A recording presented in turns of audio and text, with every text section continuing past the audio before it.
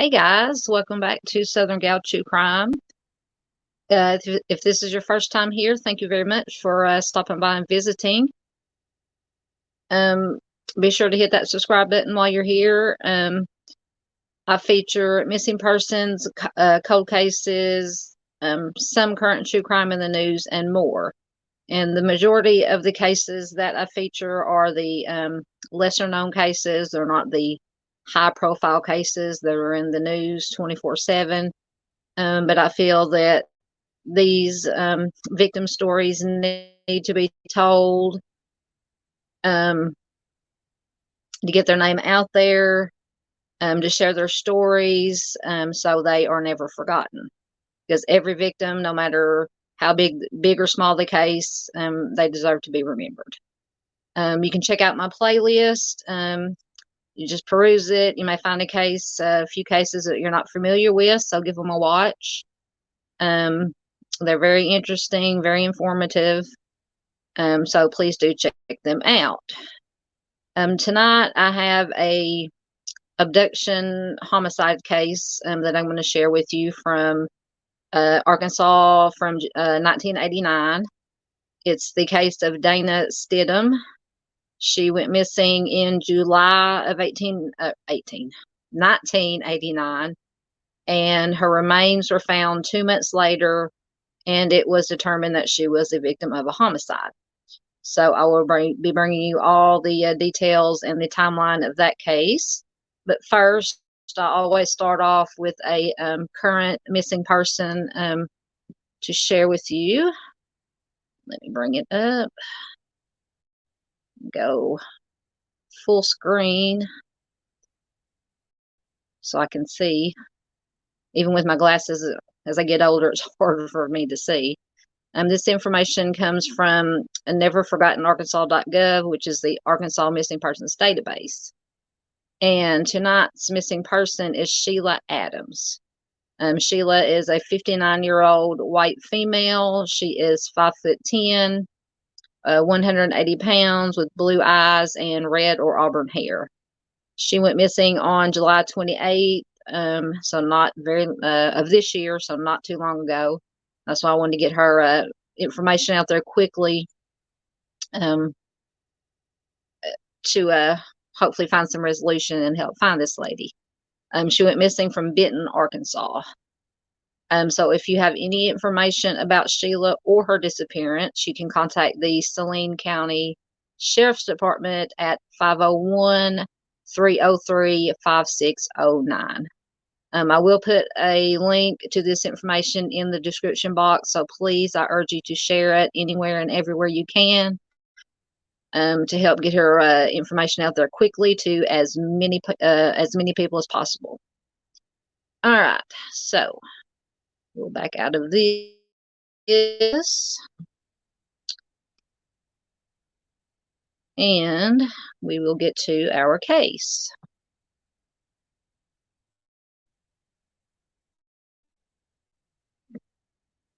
Sorry, it's taking me a... All right, and as I said in the beginning, we're going to be looking at the case of Dana Stidham. She was the victim of an abduction and homicide. She went missing on July 25th, 1989, from Bella Vista, Arkansas. And Bella Vista is up in the very northwest corner of Arkansas and very close to the Missouri-Arkansas line.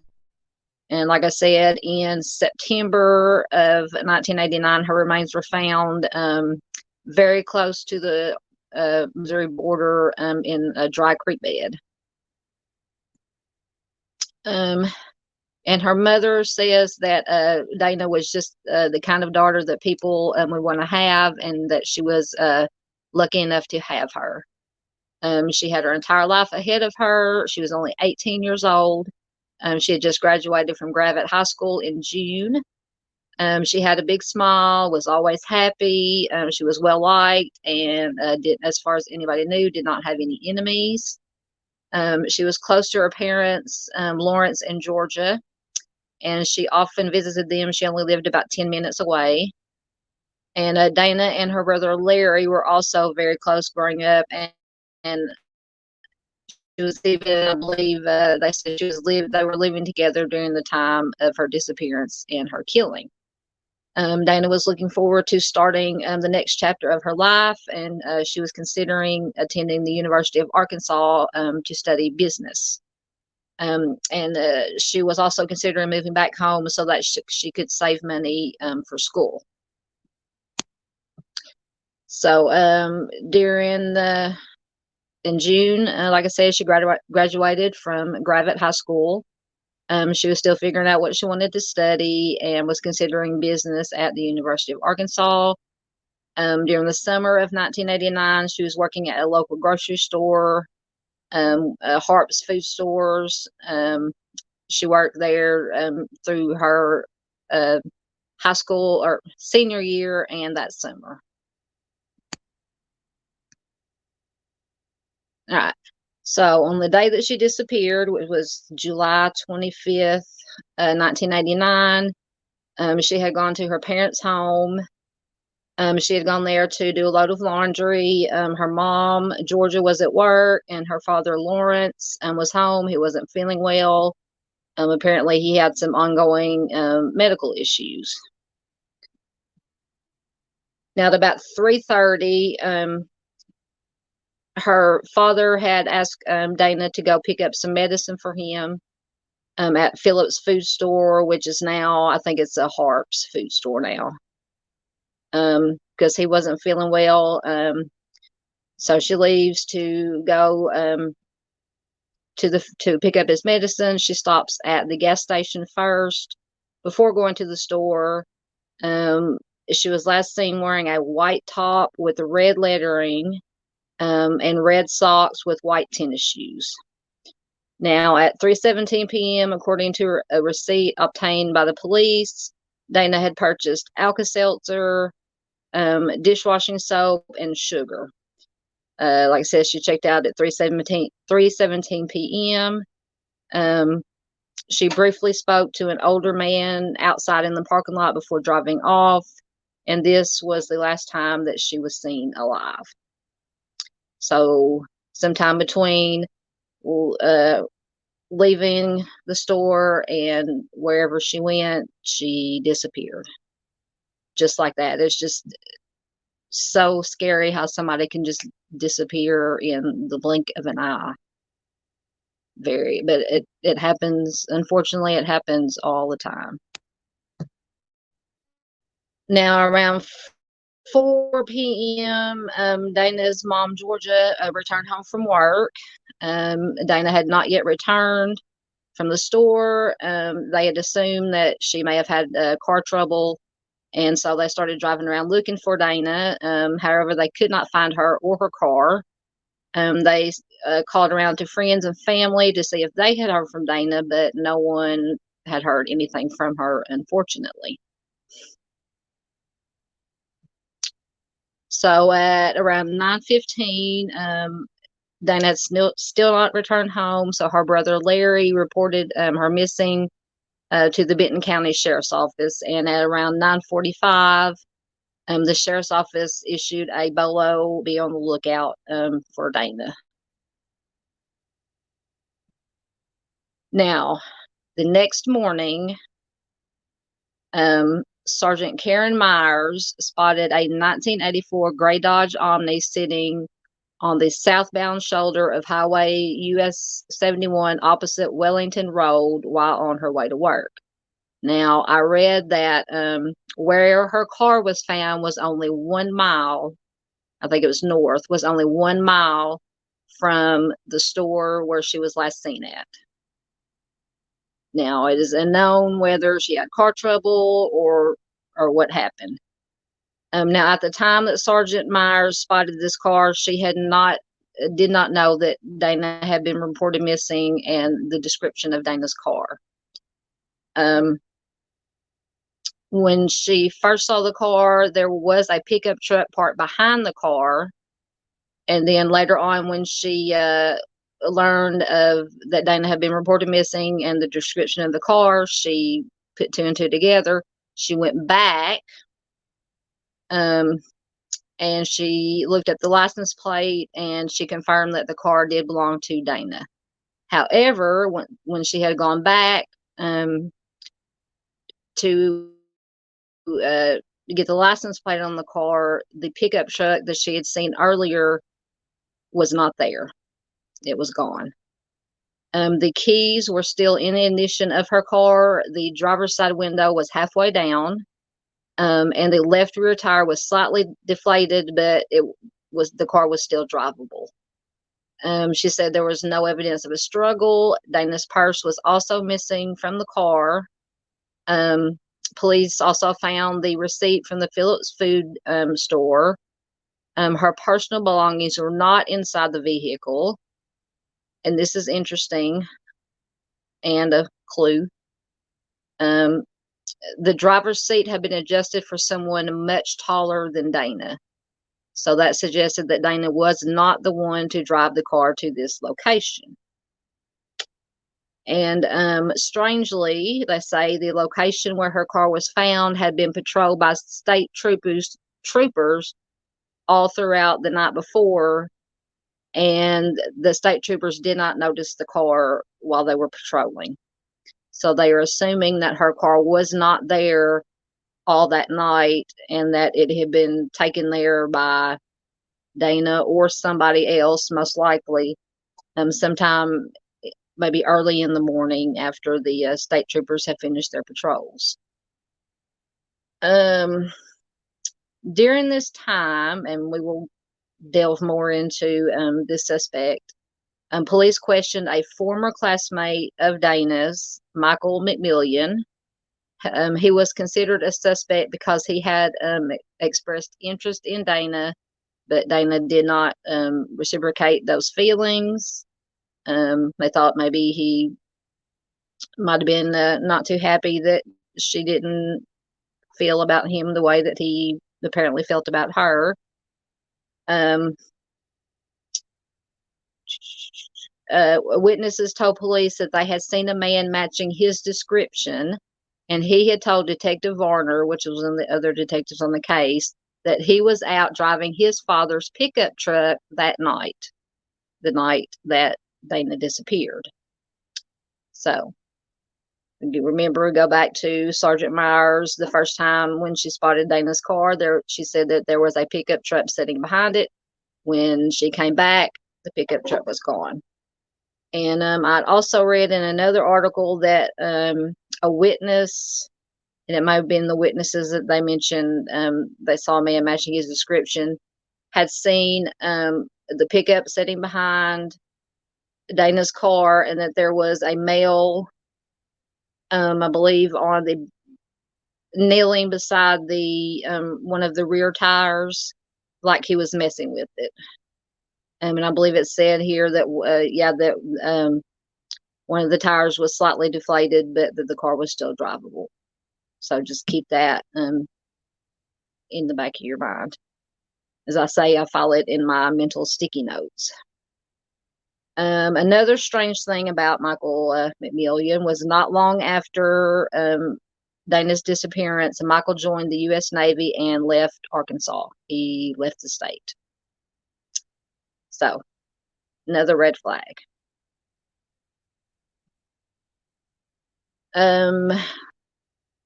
So soon after Dana's disappearance, the sheriff's office began finding what they called worrisome clues scattered around Bella Vista. Some of her clothing was found on Ealing Circle, which is not far from where her car was abandoned. Checks, photos, and her driver's license were found farther north near Chaucer and Hanover Roads, and it was, they said it was as if they had been thrown out the window of a moving car, which makes absolutely no sense. The only way it makes sense is if somebody else was driving a vehicle, had Dana's personal items, and were tossing them out the window. The only other scenario I can think of is Dana was driving down in the car. Maybe for some reason she decided she was going to run away, get out of there, and was just tossing stuff out the window. But very unlikely, as she turned up deceased. So I don't think that's even a possibility.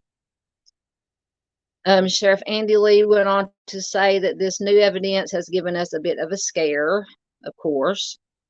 They said we know when she left the car, she took her purse with her, but we do not believe she would be throwing personal items out of the window, which, like I said, that makes total sense. Search and rescue crews, including dogs and riders on horseback, combed the area for more clues. And meanwhile, tips were coming in. Numerous people said that they had seen other vehicles parked behind Dana's car during the early hours of July 26th, the day after she vanished. I couldn't find in any other articles where they elaborated what kind of cars were seen or if they even could verify these claims or not. The only verified one is the sergeant that said the pickup truck, that she saw the pickup truck sitting behind the car. Other tips came in that Dana was alive and that she was in nearby places like Bentonville, Arkansas, which is very close, once again, up in the northwestern part of Arkansas, and as far away as Lamar, Missouri. Now, I didn't look up. I don't know exactly where Lamar, Missouri is. I don't know how close it is to the Arkansas, Missouri border. So, and in the weeks that followed, Dana's friends and family spent their time searching on foot and by car. They handed out missing flyers of Dana, and Kristen, who is Dana's cousin, said that she spent weekends driving to nearby states with her mother and her aunt Georgia, which is Dana's mom, to see if anyone had seen Dana. Nobody had seen Dana. They didn't have any luck, unfortunately, of anybody seeing Dana. So we go, July, we go through July, August comes around, and investigators are starting to think that Dana's disappearance pointed towards an abduction. I think they had probably come to that conclusion before them because her family and friends said that it would be totally out of character for Dana to just take off and disappear. She was very close to her family. She's planning on going to college. So it would have been very highly unlikely that she would have just taken off. Also, they received some information that she had a date waiting for her the night that she disappeared. I don't know if they found out who this mystery date was, but and I'm sure they checked into it, but I would definitely be checking that out, just to rule in, rule out, and they also found out that she had also planned to pick up some boots from a friend in Missouri. But neither one of these people claimed that they did not hear from Dana on that day or that night. So like I said, I would probably be checking into both of these individuals. And meanwhile, her clothes and other belongings remained untouched at her apartment. So I took that to mean that they did not think that she had, since she was last seen at the store, that she had returned to her apartment to grab clothes or anything of that nature. Now we get to September 17th. A hunter, Wayne Grantham, reports that he has found remains. Now, let me just add, Mr. Grantham had actually found the remains the morning before on September 16th, but he did not report it on the 16th because he did not want the ensuing investigation and everything that would follow to interrupt his day of hunting. Well, I have no words that blows my mind. So apparently, Mr. Grantham thought his day of hunting was more important than reporting that he had found the remains of a human being, be that as it may. So he waited until September 17th, the next morning, to report the remains to the Benton County Sheriff's Office.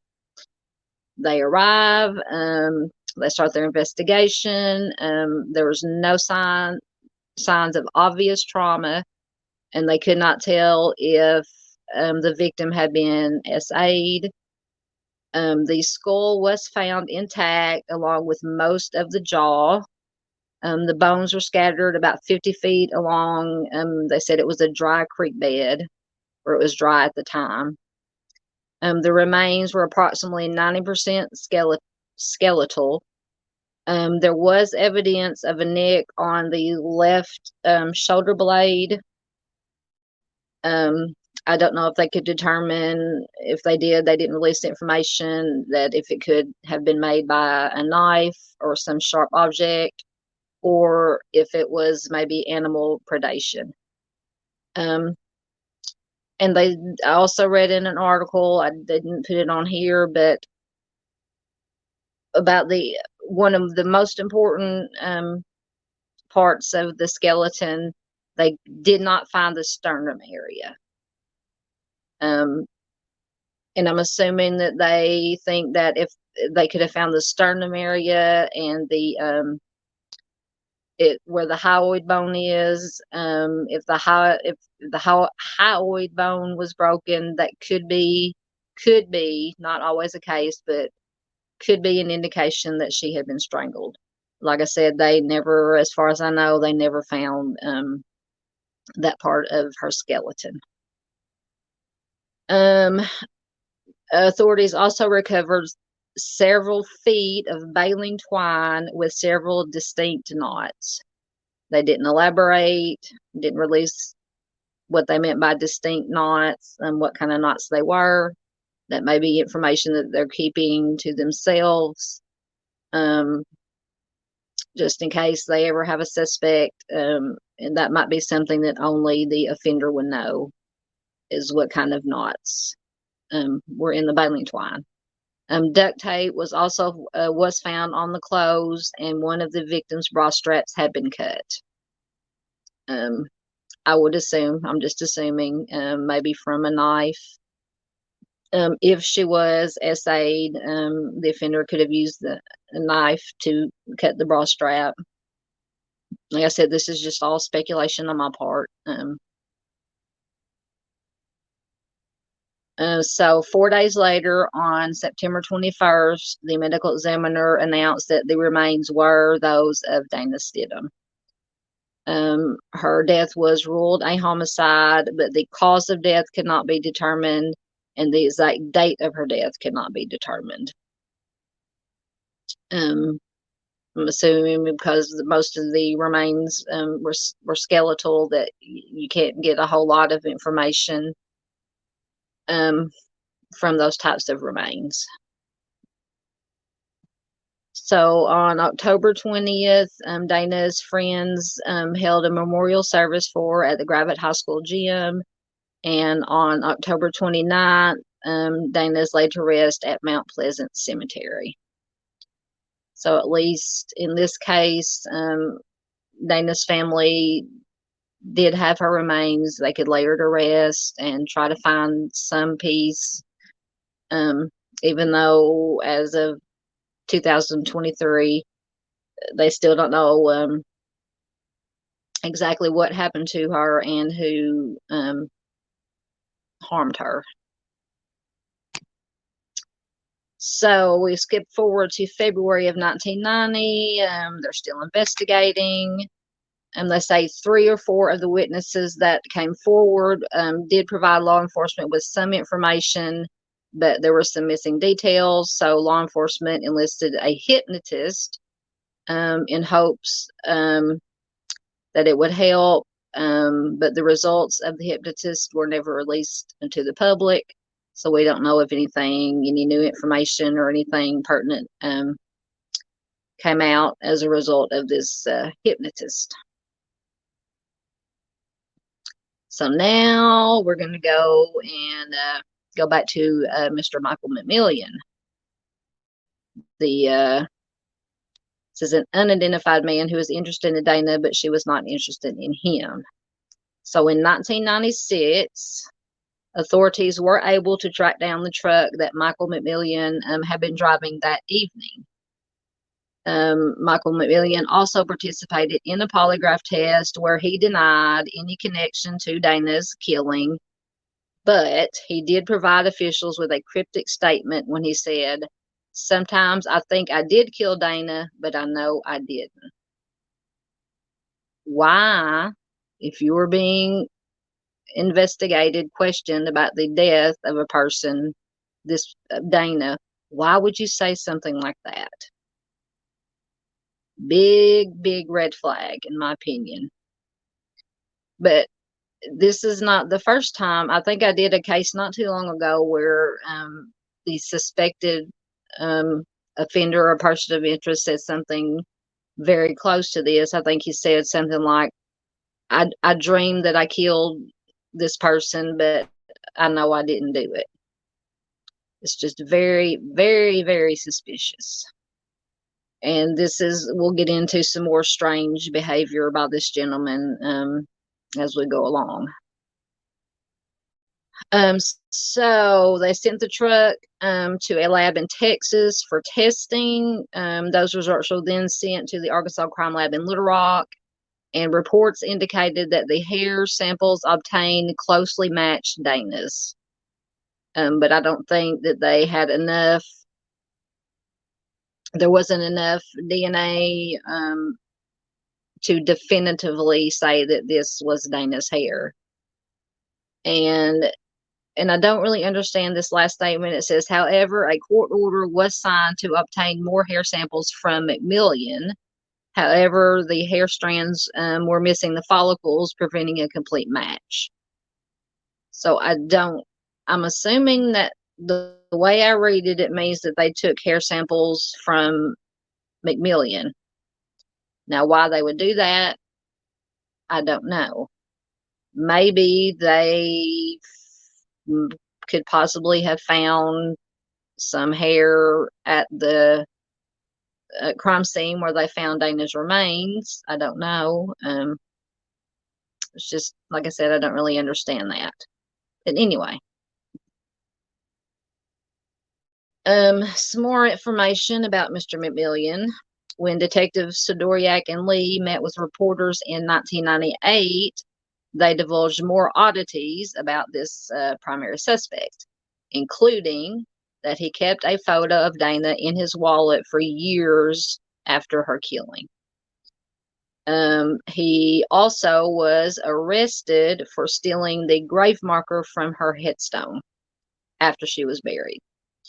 Now, some people have interpreted this as that he stole her actual headstone.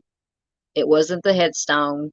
It was like those little after they're buried and while they're waiting for the actual headstone to be delivered and placed, they have like the little metal plastic grave markers. That is what he stole. Now, his attorney said that he took it because he was in the Navy at the time. He was out of state during her funeral. He came back. He was very sad about it, and he took it as like a memento of Dana. Now, take that as you will. To me, that's another red flag. A former girlfriend of his also said that he visited the cemetery. I don't know how many times. She just said he visited the cemetery, her grave at midnight, and wept. So, adding up these red flags and these very strange actions by Mr. McMillian. He joined the Navy soon after Dana disappeared. The detective said this was peculiar because they knew that he had been thwarting pressure from recruiters all year. So I took that to mean that these Navy recruiters had been trying to recruit him into the Navy. He didn't want to have anything to do with it until Dana disappeared, and then all of a sudden he goes off and joins the Navy and leaves the state. Could be something, could be nothing. To me, it's something, in my opinion. And also, in an article I read, and when they were questioning him, he said that his girlfriend would provide him an alibi. But when they questioned this girlfriend, she denied. She said, "No, I did not see him on the night in question." So apparently, he came up with a second girlfriend who was going to provide him with an alibi. Second girlfriend said, "Nope, don't know, don't know where he was, didn't see him, I have no clue." So he was 0 for 2 on alibis. So it's just stacking up against Mr. McMillian. All right, so that's about all the information. As far as I know, now they did mention that there was one other person of interest that they questioned, or said that they had some evidence that may pertain to Dana's case, but they couldn't discuss it, but that it was just pertinent to the case, and that they would have to investigate it further. But in my opinion, this Michael McMillian, if I were an investigator, he would be my main suspect. And I'm sure in articles I've read with investigators, they pretty much, that is their number one suspect. They pretty much, of course, innocent until proven guilty. They pretty much are sure that he is the one who harmed Dana, but they just do not have enough evidence to prove it. And as one creator, he's a former law enforcement, I watch his videos, he always says, "It's not what you know, it's what you can prove," which is very true. So hopefully sometime in the near future, of course, this case is so old, it's like 30, 35, 40 years old now. New investigators have come and gone. It's still being investigated. It's still open. So hopefully someday soon, these investigators can come up with some evidence that will either link Michael McMillian to this homicide, or if it's not him, they can link somebody else to it. So so just to recap, Dana was last seen July 25th, 1989, leaving the grocery store in Bella Vista, Arkansas. Her body was found on September 16th, 1989, in a shallow grave in a wooded area in Benton County, Arkansas.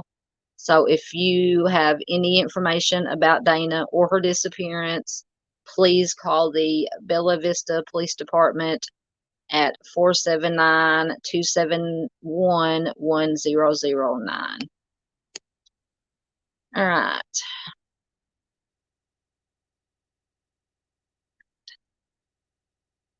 Now, what do I remove that? We'll add it back. I'm having technical difficulties as usual. I think that's all I have for you tonight. Thank you so much for watching.